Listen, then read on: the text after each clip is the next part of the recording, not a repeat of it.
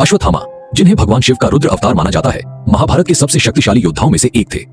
उनका जन्म महर्षि द्रोणाचार्य और कृति के घर हुआ था।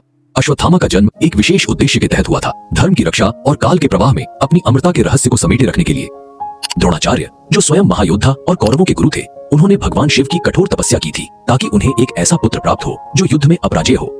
भगवान शिव ने उनकी तपस्या से प्रसन्न होकर अपने रुद्र रूप का एक अंश द्रोणाचार्य के पुत्र के रूप में प्रकट किया। जन्म के समय ही अश्वत्थामा के माथे पर एक दिव्य मणि विराजमान थी, जो उन्हें अपार शक्ति प्रदान करती थी और किसी भी अस्त्र शस्त्र से अजेय बनाती थी। महाभारत के युद्ध में अश्वत्थामा ने कौरवों का साथ दिया और अपनी असाधारण युद्ध कौशल का परिचय दिया। जब उनके पिता द्रोणाचार्य की मृत्यु हुई तो अश्वत्थामा अत्यंत क्रोधित हो उठे। उन्होंने कौरवों के आखिरी सेनापति के रूप में युद्ध की कमान संभाली और प्रतिशोध लेने की प्रतिज्ञा ली। युद्ध की समाप्ति के बाद जब पांडव अपने शिविर में विश्राम कर रहे थे, तब अश्वत्थामा ने क्रोध में आकर नरसंहार कर दिया। उन्होंने द्रौपदी के 5 पुत्रों की हत्या कर दी, जिन्हें वे पांडव समझ बैठे थे। जब यह बात अर्जुन और श्री कृष्ण को पता चली तो उन्होंने अश्वत्थामा को दंड देने का निर्णय लिया। अश्वत्थामा ने अपनी रक्षा के लिए ब्रह्मास्त्र का प्रयोग किया, लेकिन अर्जुन ने भी ब्रह्मास्त्र का संधान कर दिया। जब पूरी पृथ्वी विनाश की ओर बढ़ने लगी तो श्री कृष्ण ने दोनों योद्धाओं को अपना ब्रह्मास्त्र वापस लेने को कहा।